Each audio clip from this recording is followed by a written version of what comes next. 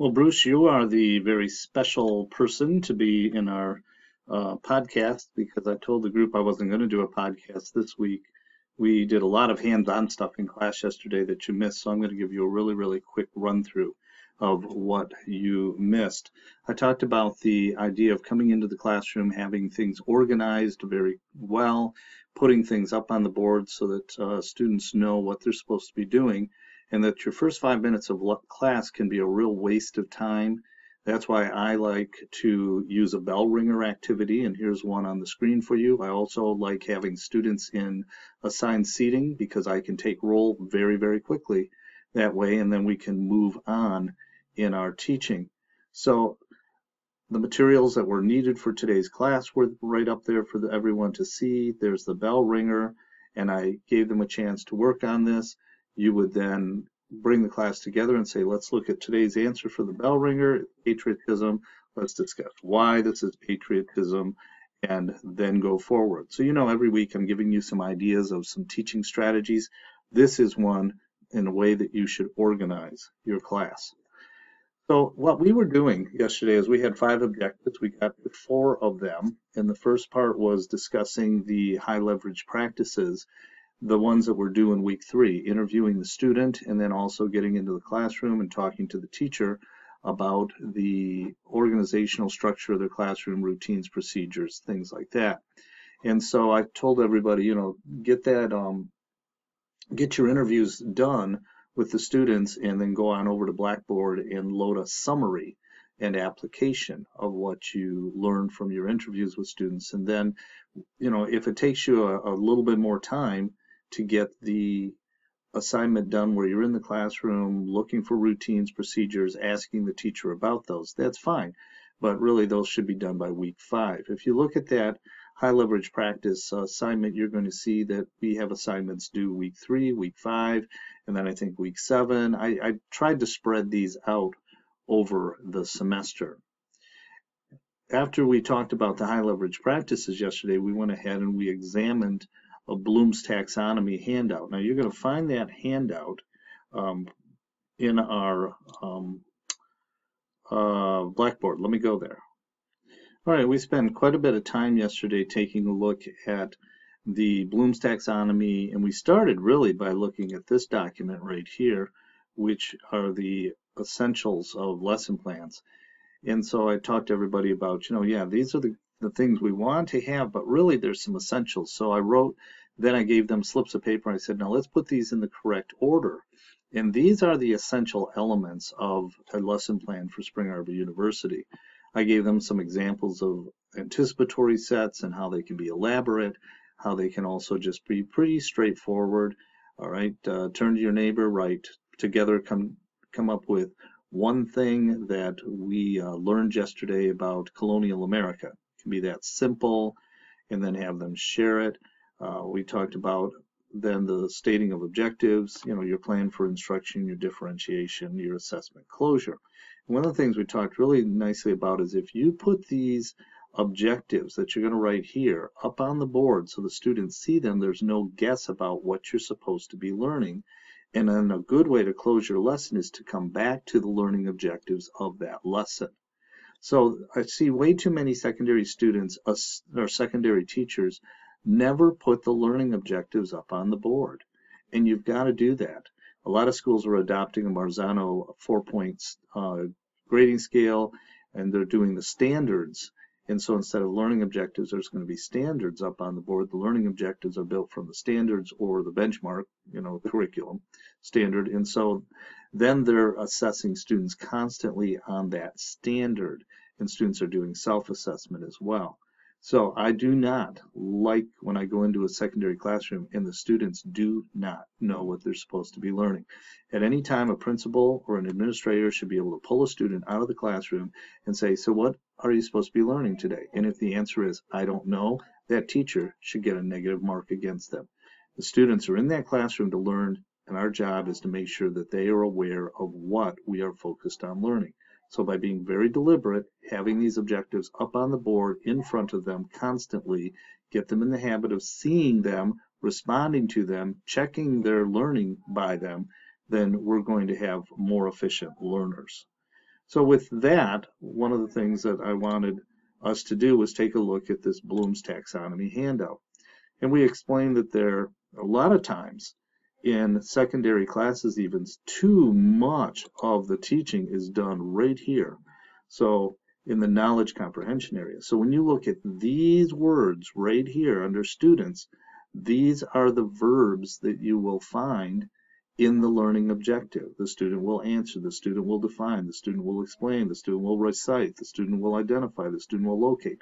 Okay, that's fine. There's time, there's room for those in a unit plan, but an entire unit plan or entire lesson, unless it's brand new information, there should be something else in there. So if you want to move toward application and have students begin to interpret some charts, yes. And as you move a little further into the lesson and you want them to do some categorizing, some comparing, some contrasting, yes, we're doing analysis. If you want them to construct their own law, let's say you're studying about a charter, charters in the colonies, then you are having them activate synthesis. That's great. These are higher level. These are the highest levels of learning, and we want these kinds of learning activities in our class. And then evaluation, of course, is just going to be really huge. When we're using, we didn't get into the DBQ model of writing, but when we use a DBQ, they are using these three areas of analysis, synthesis, and evaluation.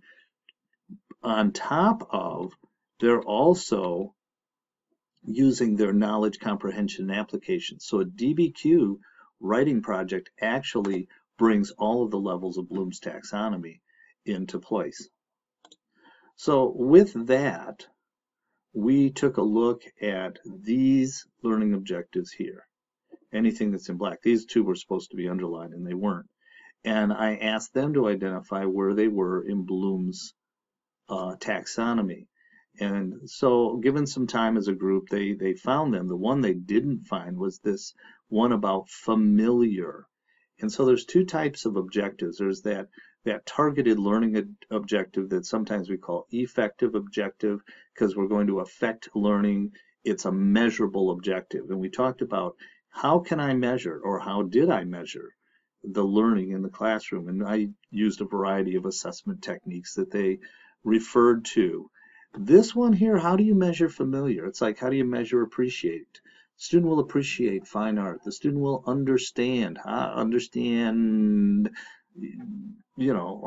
how laws are made. Okay, that's kind of a broad base. We can't really measure that. But if you're beginning to introduce something to students, you can get away with using one of those affective terms. You just can't live there because these are the things that have to be modeled.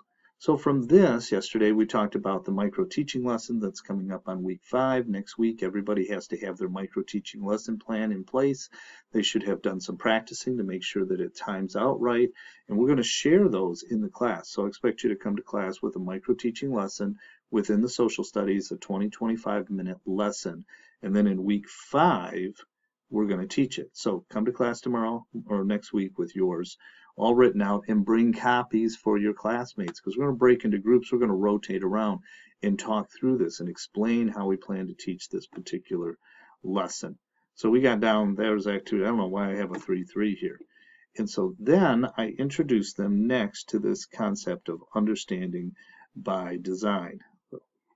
When we talked about the understanding by design, I mentioned to them that this is the model that is being used and being adopted by a number of schools, and we want you to become pretty familiar with it. You'll actually touch this a couple times. You'll touch it in this methodology class. You're going to touch it again in your 425 class, and then you're going to touch it one more time when you get into your student teaching. And so Wiggins and McTay are the two people that pull this together. The whole idea is you don't start by writing your lessons. You start by strategically completing some worksheets about the topic you want the students to learn about. So we're talking lesson plans here, probably 7 or 8 individual lessons that you'll be teaching. Day 9 is a test review, day 10 is a test. And so I have this for you to pick up. All of these things, handouts that we did are in the School of Ed with your name on them. And so there's this idea of here's what understanding by design is about. Again, the whole concept here was to familiarize people. We're going to come back and touch this and touch this and touch this until you can begin to explain about it. And this is a great chart right here because you start with what is it that I want the students to learn? That's what this whole section is about here. What are their understandings that I want for them? Big ideas. What are those essential questions? I love this part here. Students will know. So write your learning objectives about what they will know. Students will be able to do.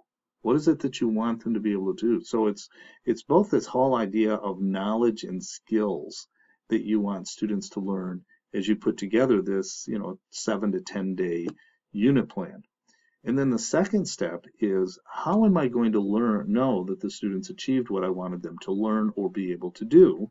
And that is the assessment piece. We haven't written a lesson yet. We're planning the unit.